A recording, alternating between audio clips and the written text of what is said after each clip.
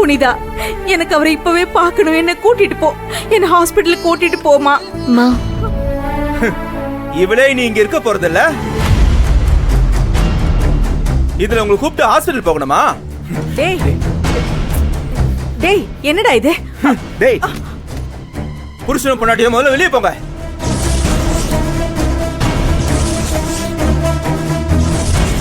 டேய் மணிகண்டா, இதெல்லாம் ரொம்ப அநியாயம்டா. அநியாயமா? எதுடா அநியாயம்?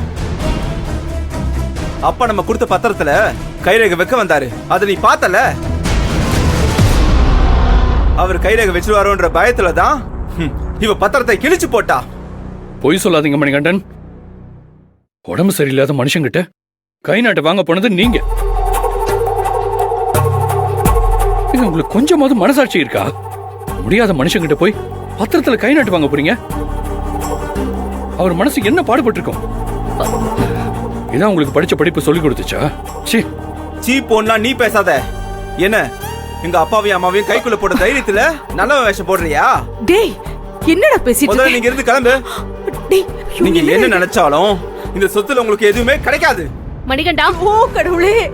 மணிகண்டா, இங்க பாரு, நீ அப்பெல்லாம் சின்ன சின்ன தப்பா பண்ணிட்டு இருந்த. அப்ப கூட நான் உனக்கு சப்போர்ட்டா தான் நின்னேன்டா. ஆனா நான் உனக்கு செல்லம் கொடுத்து வீணாக்குறேன்னு உங்க அப்பா அடிக்கடி என்கிட்ட சொல்லுவாரு. ஆனா இப்ப புரியுதுடா, அவர் சொன்னது எவ்வளவு உண்மைன்னு இப்ப புரியுது. நீ இப்படி பேசுறியடா, மனசாட்சியே இல்லாம. டேய், ஆஸ்பத்திரியில அவரே உடம்பு முடியாம கிடக்குறாரா. அவர்கிட்ட மனசாட்சியே இல்லாம போய் கைரேகை வாங்க போயிருக்கீங்களேடா.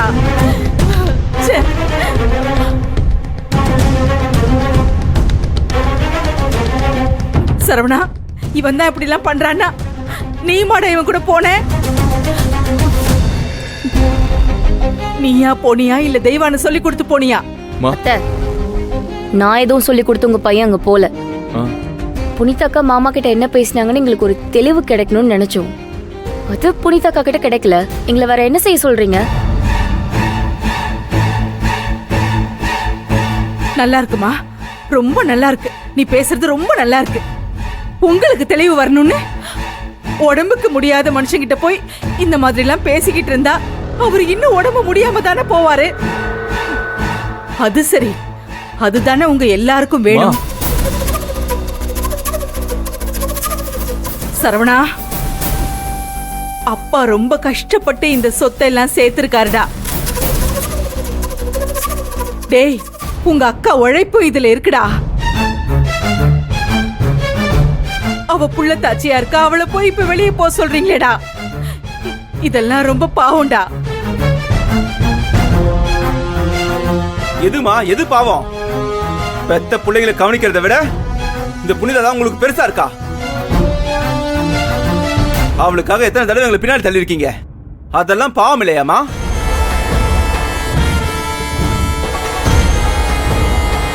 இனி எங்களால இவ தயவுல இருக்க முடியாது. எங்களுக்கு எப்படியாவது எங்க பங்கு பிரிச்சு கொடுக்க சொல்லுங்க, இல்ல நான் இங்க நடக்கிறதே வேற. மணி, நம்ம உரிமையை கேட்க நம்ம இப்படி கெஞ்சணுமா என்ன? ஏய், என்னடா மனுஷங்க நீங்களா? மாமா ஹாஸ்பிடல்ல இருந்து வரவே மாட்டாரு நினைச்சிட்டீங்களா?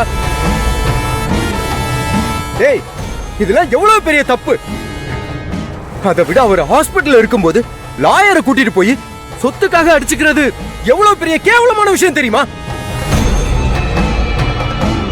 ஏண்டா, அவர் எவ்வளவு பெரிய மனுஷன்.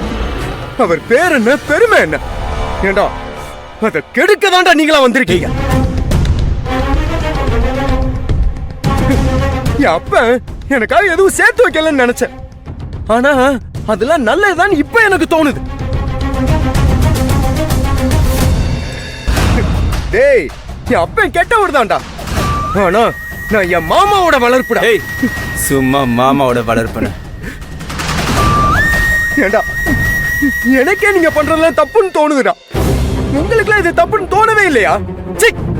அண்ணா, பார்த்து பேசுங்க. இவங்க அப்படி என்ன தப்பு பண்ணிட்டாங்க?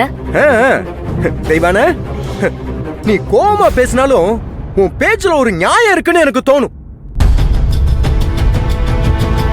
ஆனா இப்ப நீ சேரக்கூடாதவங்க கூட சேர்ந்து யோசிக்க மறுக்கிறம்மா. அது உன் தப்பு இல்ல. எல்லாம் இந்த அமுதாவோட சதின்னு எனக்கு நல்லாவே தெரியும்.